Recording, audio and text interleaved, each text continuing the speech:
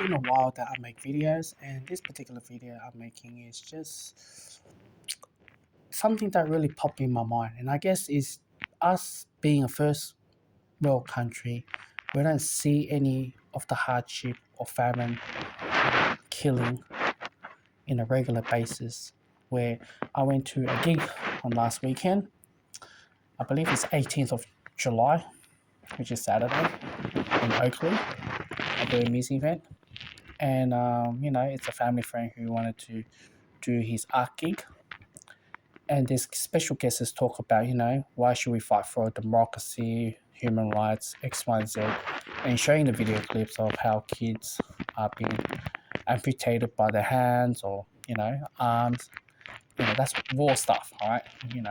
Power. And the guest was crying, and back of my head I'm like,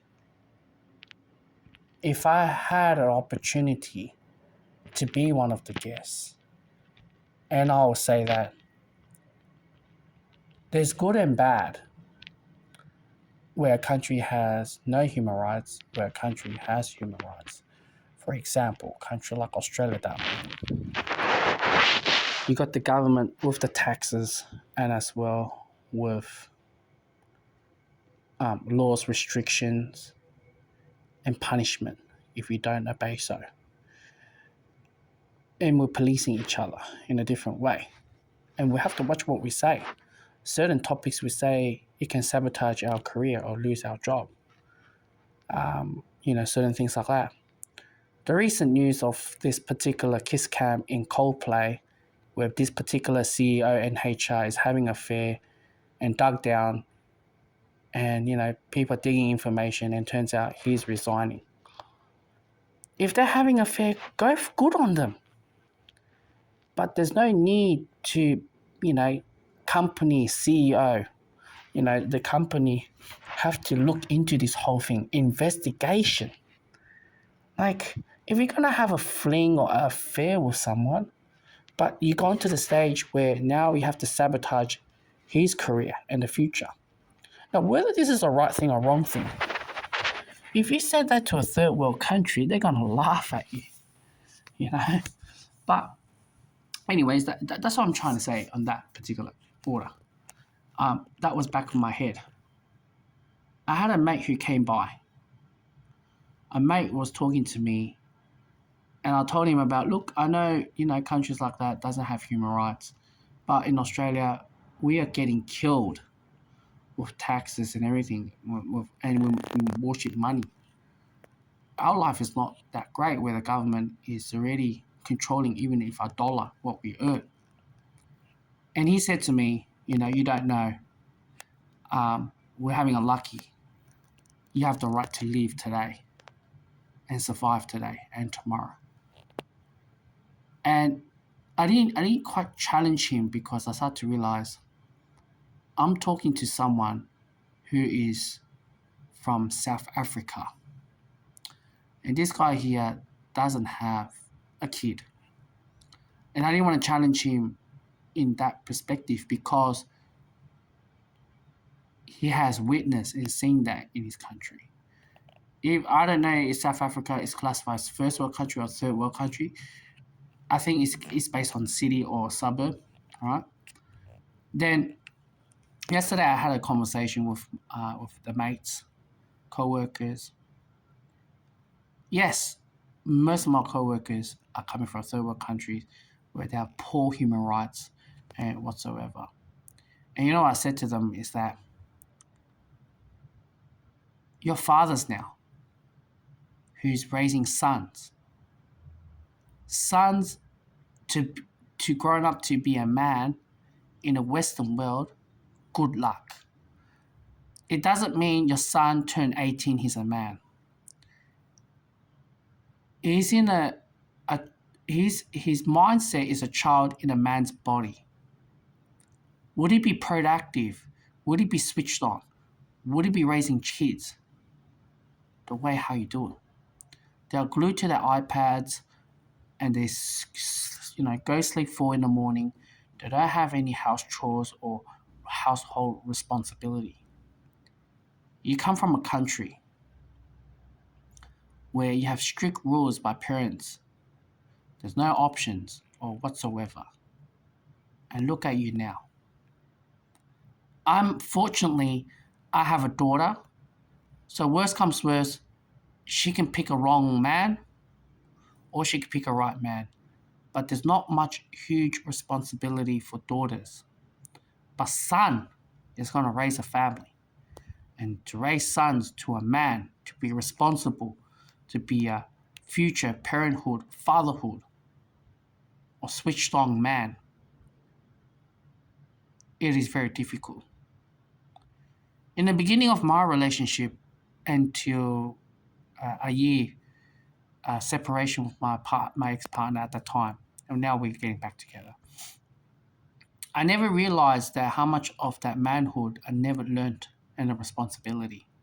And after I'm separated, I'm switched on, I'm banging on things immediately.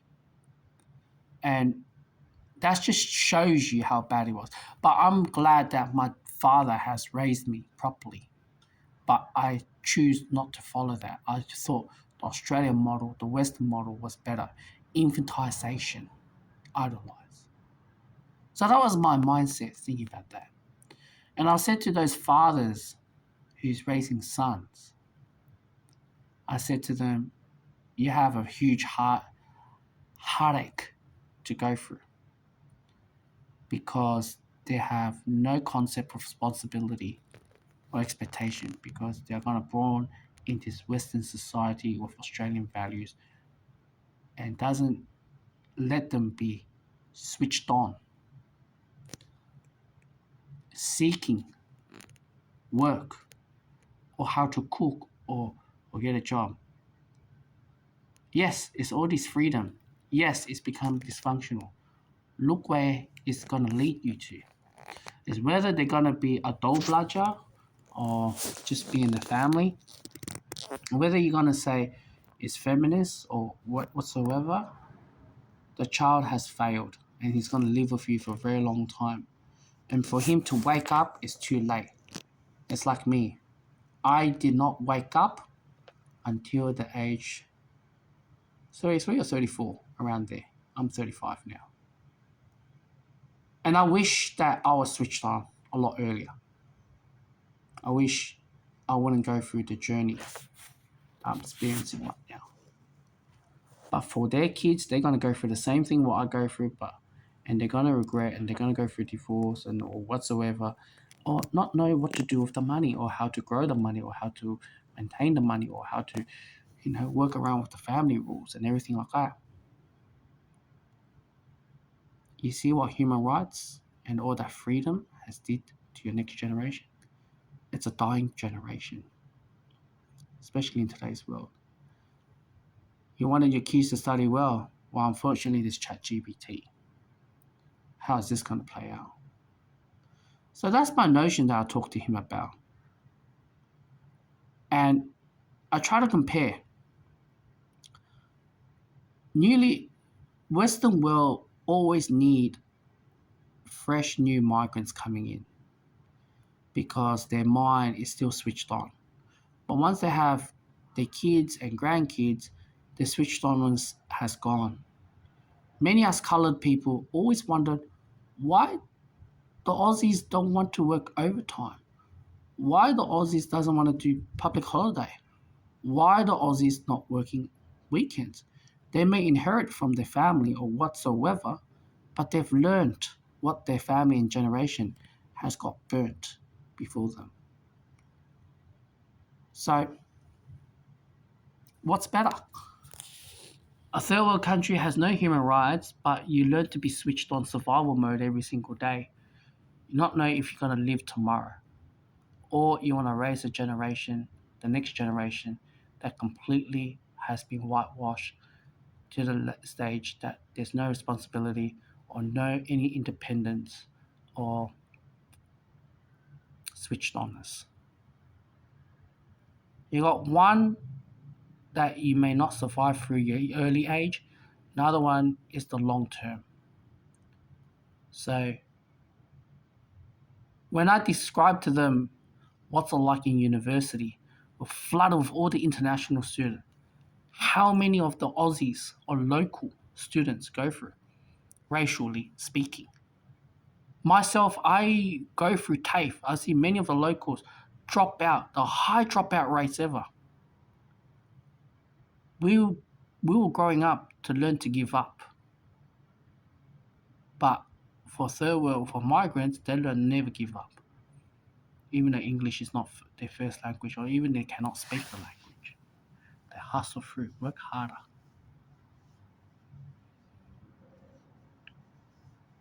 So yeah, that's the way how it is, and that's the video. So over all of the video, what's better?